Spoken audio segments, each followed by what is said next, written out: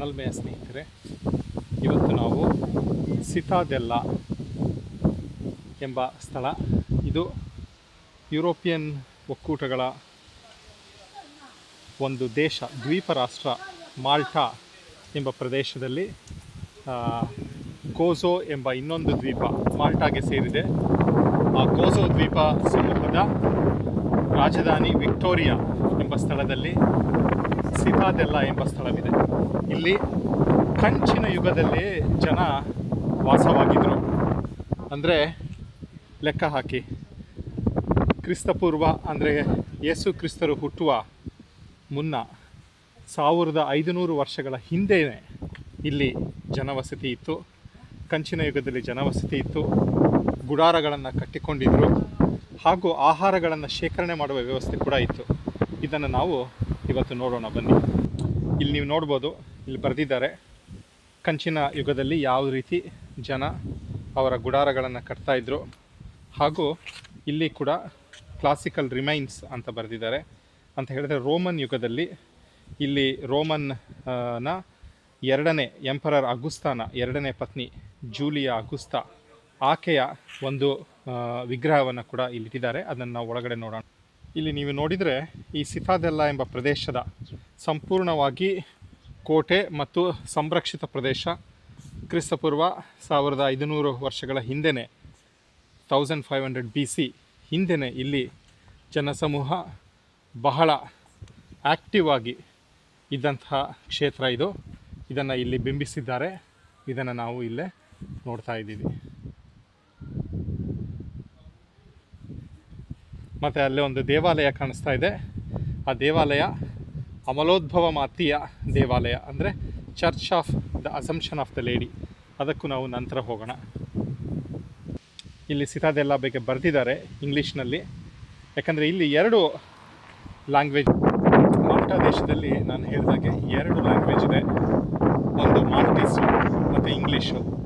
ಯಾಕೆ ಅಂತ ಹೇಳಿದರೆ ಇದು ಬ್ರಿಟಿಷರ ಕಾಲೋನಿ ಆಗಿತ್ತು, ನಮ್ಮ ಭಾರತದ ಥರ. ಈ church of the lady of assumption, ಇಲ್ಲಿ ಹಿಂದೆ ಮೃತರಾದ ಸಂತ ಜಾನ್ ಪಾಲ್ ರವರು ಇದ್ದಾರೆ. ಮತ್ತು ಇಲ್ಲಿ ಇನ್ನೊಬ್ಬರು ಪೋಪ್ರವರು ಕೂಡ ಇದ್ದಾರೆ. ಇದು ಕಾಣಿಸುತ್ತೆ. ಆಲ್ರೆಡಿ ಕ್ರಿಸ್ಮಸ್ ಪ್ರಾರಂಭ ಆಗ್ತಾ ಇರೋದ್ರಿಂದ ಕ್ರಿಸ್ಮಸ್ನ ಡೆಕೋರೇಷನ್ಸ್ ಕೂಡ ಇದೆ. ಇಲ್ಲಿ ನೋಡ್ತಾ ಇರೋದು ನಾವು ಕೋರ್ಟು, ಇವತ್ತು ಆ್ಯಕ್ಟಿವ್ ಇದೆ. ಒಳಗಡೆ ಸುಮಾರು ಮದುವೆಗಳು ಕೂಡ ನಡೀತಾ ಇದೆ, ಕೋರ್ಟ್ ಮ್ಯಾರೇಜ್ ಅಂತಾರಲ್ಲ.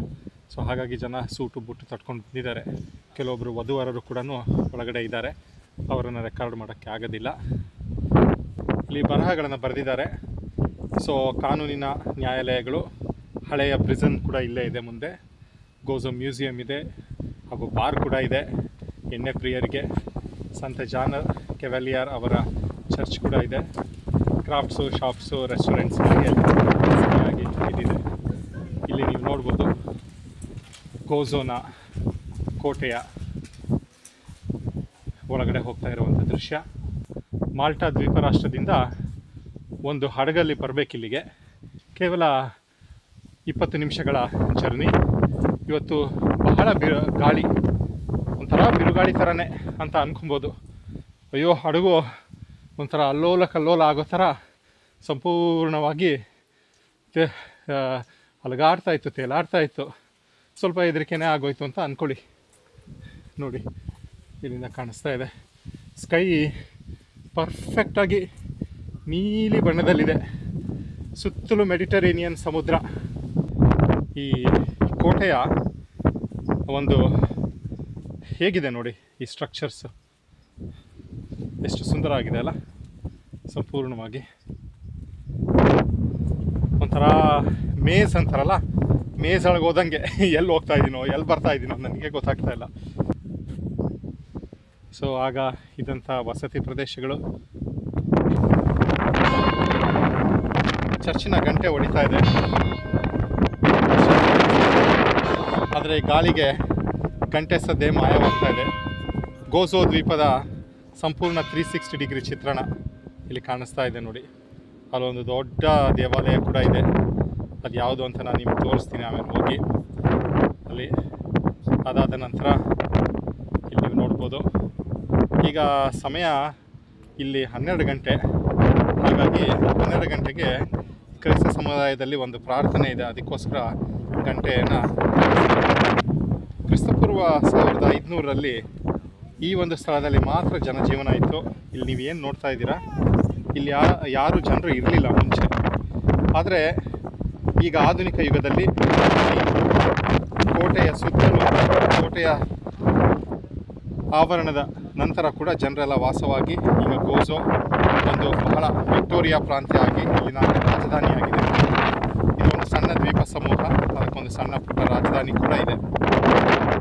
ಈ ಒಂದು ಇದರಲ್ಲಿ ನೀವು ನೋಡ್ಬೋದು ನಥುರಾ 2000 ಸೈಟ್ ಅಂತ ಬರೆದಿದ್ದಾರೆ. ಅಂದರೆ ಇದನ್ನು special area of conservation of international importance ಅಂತ ಕರೀತಾರೆ. ಅಂತ ಇದು ಬಹಳ ಮುಖ್ಯವಾದ ಅಂತಾರಾಷ್ಟ್ರೀಯ ಒಂದು ಪ್ರಾಮುಖ್ಯತೆಗೆ ಒಳಗಾಗಿರ್ತಕ್ಕಂಥ ಜಾಗ. ಹಾಗಾಗಿ ಇಲ್ಲಿರ್ತಕ್ಕಂಥ ಫ್ಲೋರಾ ಮತ್ತು ಫಾನಾ ಬಗ್ಗೆ ಕೂಡ ಬರೆದಿದ್ದಾರೆ. So golden chamomile, malty salt tree, Sicilian snapdragon ಅಂತೆಲ್ಲ ಬರೆದಿದ್ದಾರೆ. ಇಲ್ಲಿ ಒಂದು ವಿಶೇಷವಾದಂತಹ ಒಂದು ಗಿಡಗಳು ಕೂಡ ಇದೆ, ಅದರ ಬಗ್ಗೆ ಯಾವ್ದ್ಯಾವ್ದಿದೆ ಅಂತ ಹೇಳಿ ಅಲ್ಲಿ ಬರೆದಿದ್ದಾರೆ. ನಾಳೆ ಅಲ್ಲಿ ಸಿಸಿಲಿಯನ್ ಅಂತ ಬರೆದಿದ್ದಾರೆ. ನಾನು ನಾಳೆ ಸಿಸಿಲಿ ಅನ್ನೋ ಪ್ರಾಂತ್ಯ ಬಂದ್ಬಿಟ್ಟು ಈ ಇಟಲಿ ದೇಶದಲ್ಲಿದೆ. ಇಟಲಿ ದೇಶ ಮಾಲ್ಟಾಗೆ ಸಿಸಿಲಿ, ಈ ಸದರನ್ ಇಟಲಿ ಅಂದರೆ ಇಟಲಿ ದೇಶದ ದಕ್ಷಿಣ ಭಾಗ ಭಾಳ ಹತ್ತಿರದಲ್ಲಿದೆ ಮಾಲ್ಟಾಗೆ. ನಾನು ಅಲ್ಲಿಗೆ ಹೋಗ್ತಾ ಇದ್ದೀನಿ. ಅಲ್ಲಿ ಮೌಂಟ್ ಎಟ್ನಾ ಅಂತ ಒಂದು ಸ್ಥಳ ಕೂಡ ಇದೆ. ಅದು ಇವತ್ತಿಗೂ ಕೂಡ ಲೈವ್ ವಾಲ್ಕೆನೋ ಮತ್ತು ಯುರೋಪಿನ ಅತಿ ದೊಡ್ಡ, ಇವತ್ತಿಗೂ ಕೂಡ ಆ್ಯಕ್ಟಿವ್ ಇರುವಂತಹ ವಾಲ್ಕೆನೋ ಆಗಿದೆ. ಅಲ್ಲಿಗೆ ಹೋದಾಗ ಅಲ್ಲಿದ್ದು ಒಂದು ವಿಡಿಯೋ ಮಾಡಿ ನಿಮಗೆ ಹಾಕಿ ಅದನ್ನೆಲ್ಲ ತೋರಿಸ್ತೀನಿ. ಮತ್ತು ಸಿರಾಕಸ್ ಅಂತ ಒಂದು ಪ್ರಾಂತ್ಯ ಕೂಡ ಇದೆ, ಅಲ್ಲಿಗೂ ಕೂಡ ಹೋಗಿ ಅಲ್ಲಿನ ವಿಡಿಯೋ ಕೂಡ ನಾನು ನಿಮಗೆ ಅಪ್ಲೋಡ್ ಮಾಡ್ತೀನಿ. ನೋಡಿ, ಆಗಲೇ ಹೇಳಿದಾಗೆ ಈ ಕೋಟೆಯ ಗೋಡೆಗಳು ಈ ಲೈಮ್ ಸ್ಟೋನ್ ಫಾರ್ಮೇಷನ್ ಬಹಳ ಒಂದು ಎಷ್ಟು ಚೆನ್ನಾಗಿ ಪ್ರಕೃತಿಯ ಅದ್ಭುತ ಅಲ್ವಾ. ನೋಡಿ, ಲೈಮ್ ಸ್ಟೋನ್ ಇಂದ ಮಾಡಿರ್ತಕ್ಕಂತಹ ಕಲ್ಲುಗಳು ಅಲ್ಲಿಂದ ತಗೊಂಡು ಬಂದಿರೋದು. ಇದಾಗಲಿಕ್ಕೆ ಎಷ್ಟೋ ಮಿಲಿಯನ್ಸ್ ಆ್ಯಂಡ್ ಮಿಲಿಯನ್ಸ್ ಆಫ್ ವರ್ಷಗಳೇ ಹಿಡಿಯುತ್ತೆ. ಹಾಗಾಗಿ ಇದನ್ನು ಮುಟ್ಟೋದು, ಹಾಳು ಮಾಡಬಾರ್ದು ಅಂತ ಹೇಳ್ಬಿಟ್ಟು ಅಲ್ಲಿ ಬೋರ್ಡ್ ಹಾಕಿದ್ರು. ನೋಡಿ, ವಿಶೇಷವಾದ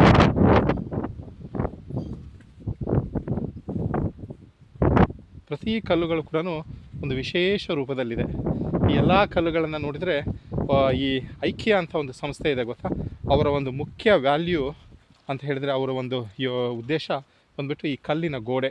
ಅದು ಯಾಕೆ ಹೇಳ್ತಾರೆ ಅಂತ ಹೇಳಿದರೆ, ನೋಡಿ ಇಲ್ಲೊಂದು ಸಣ್ಣ ಕಲ್ಲಿದೆ, ಆಮೇಲೆ ಇಲ್ಲೊಂದು ದೊಡ್ಡ ಕಲ್ಲಿದೆ, ಇನ್ನಕ್ಕಿಂತ ದೊಡ್ಡ ಕಲ್ಲಿದೆ.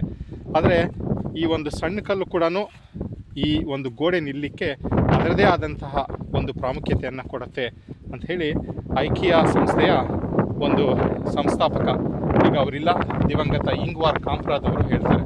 ಸೊ ಐಕಿಯಾದಲ್ಲಿ ನಾನು ಕೆಲಸ ಮಾಡ್ತಾಯಿದ್ದೆ. ಆ ಸಮಯದಲ್ಲಿ ನಾವು ಐಕಿಯಾದಲ್ಲಿ ಕೆಲಸ ಮಾಡಿ ಬಿಟ್ಟು ಹೋಗಬೇಕಾದ್ರೆ ನಾವು ಒಂದು ಈ ಗೋಡೆ ಮೇಲೆ ನಮ್ಮದೇ ಆದಂಥ ಒಂದು ಕಲ್ಲನ್ನು ಹುಡುಕಿ ಅಲ್ಲಿ ಇಡಬೇಕಾಗತ್ತೆ. ಅದ್ರ ಮೇಲೆ ನನ್ನ ಹೆಸರನ್ನು ಬರೆದ್ಬಿಟ್ಟು ಅಲ್ಲಿ ಇಟ್ಟಿದ್ದ ನೆನಪು ನನಗೆ ಈ ಗೋಡೆನ ಕಟ್ಟಿದಾಗತ್ತೆ. ಅಂದರೆ ಪ್ರತಿ ಕಲ್ಲು ಕೂಡ ಈ ಒಂದು ಗೋಡೆ, ಬಲಿಷ್ಠವಾದ ಗೋಡೆ ಕಟ್ಟಲಿಕ್ಕೆ ಅದು ಸಣ್ಣದಾಗಿರ್ಬೋದು ಅಥವಾ ದೊಡ್ಡದಾಗಿರ್ಬೋದು, ಪ್ರತಿ ಗೋಡೆ ಕಲ್ಲು ಕೂಡ ಬಹಳಷ್ಟು ಮುಖ್ಯ ಅಂತ ಹೇಳಿ ಬರೆದಿದ್ದಾರೆ. ಇದು ಜೀವಿಶ್ ಕ್ವಾರ್ಟರ್ಸ್, ಇಲ್ಲಿ ಒಳಗಡೆ ಇಲ್ಲಿ ಯಹೂದಿ ಜನಾಂಗದವರ ವಾಸಸ್ಥಳ. ಆಗಿನ ಕಾಲದಲ್ಲಿ ಹೇಗೆ ಯಹೂದಿ ಜನಾಂಗದವರು ವಾಸವಾಗಿದ್ದರು ಈ ಸ್ಥಳದಲ್ಲಿ ಅನ್ನೋದನ್ನು ನೋಡ್ಬೋದು. ಇಲ್ಲಿ ಲಾಕ್ ಮಾಡಿದ್ದಾರೆ ಬೀಗ ಹಾಕಿ. ಇದು ಚರ್ಚ್ನ ಮ್ಯೂಸಿಯಂ. ಇಲ್ಲಿ ಒಳಗಿರ್ತಕ್ಕಂಥ ರೆಸ್ಟೋರೆಂಟ್ ನೋಡಿ ಎಷ್ಟು ಚೆನ್ನಾಗಿದೆ.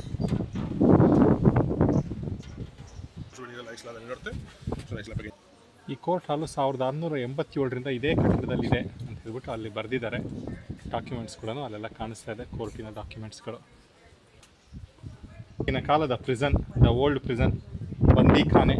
ಕೈ ಹಾಕೋದಕ್ಕೆ ಇಲ್ಲೊಂದು ಕೈ, ಇಲ್ಲೊಂದು ಕೈ, ಇಲ್ಲಿ ತಲೆ ಹಾಕಿ ಬಿಟ್ಟರೆ ಬಂದಿಖಾನೆ. ಆಗಿನ ಕಾಲದ ಬೋಫೋರ್ಸ್ ಗನ್ ಥರ ಇದೆ ನೋಡಿ. ಯಾಕಂದರೆ ಈ ಜನ ಇದ್ದರು, ಆ ಜನರನ್ನು ಕಾಪಾಡಲಿಕ್ಕೆ ಇಲ್ಲಿ ಗನ್ಗಳನ್ನು ಇಟ್ಟಿದ್ದಾರೆ. ತುಪಾಕಿಗಳು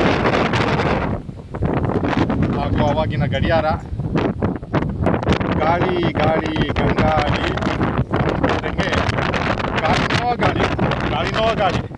ನನ್ನ ಹತ್ರ ಇರೋದು ಕೇವಲ ಮೊಬೈಲ್ ಫೋನು, ಸ್ಯಾಮ್ಸಂಗು S23. ಅದಕ್ಕೆ ಯೂಸ್ ಮಾಡ್ತಾ ಇರೋದು ಸ್ಯಾಮ್ಸಂಗ್ ಬಡ್ಸ್ ಪ್ರೋ. ಅದರಲ್ಲಿ ಎಷ್ಟು ಚೆನ್ನಾಗಿ ವಿಡಿಯೋ ರೆಕಾರ್ಡ್ ಆಗ್ತಾ ಇದೆಯೋ ನನಗೆ ಗೊತ್ತಿಲ್ಲ. ಇದು ನನ್ನ ಮೊದಲನೇ ವಿಡಿಯೋ, ನೋಡೋಣ ಬರುತ್ತೆ ಅಂತ ಹೇಳಿ. ಇನ್ನೊಮ್ಮೆ 360 ಡಿಗ್ರಿ ವ್ಯೂಸು, ಚರ್ಚ್ನ ವಿಹಂಗಮ ನೋಟ, ಸಿಟಾಡೆಲ್ ಕೋಟೆ ಪ್ರಾಂತ್ಯ. ಗೋಸೋ ಗೋಸೋಗೆ ಸ್ವಾಗತ. ಇಲ್ಲೂ ಕೂಡ ಕೆಲವೊಂದು ತುಪಾಕಿಗಳನ್ನು ನೋಡ್ಬೋದು. ಸೊ ಶತ್ರು ನಾಶ ಮಾಡಲಿಕ್ಕೆ ಅವರು ಎಂಟ್ರೆನ್ಸ್ ಆಗಬೇಕಾದ್ರೆ ತುಪಾಕಿಗಳು ಬರುತ್ತೆ. ಸೊ ಗಂಟಾ ಪ್ರದೇಶ, ಗಂಟೆ ಹೊಡಿತಾ ಇದೆ.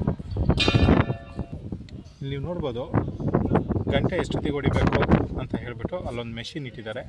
ಇದು ಒಂದು ಬಹಳ ಇಂಪಾರ್ಟೆಂಟ್ ಆಗಿರ್ತಕ್ಕಂಥ ಪ್ರದೇಶ. ಇಲ್ಲಿ ನೀವು ನೋಡ್ಬೋದು ಸೆಂಟ್ ಮಿಖಾಯಲ್ ಸೆಂಟ್ರಿ ಬಾಕ್ಸ್ ಅಂತ ಹೇಳ್ಬಿಟ್ಟು ಕರೀತಾರೆ.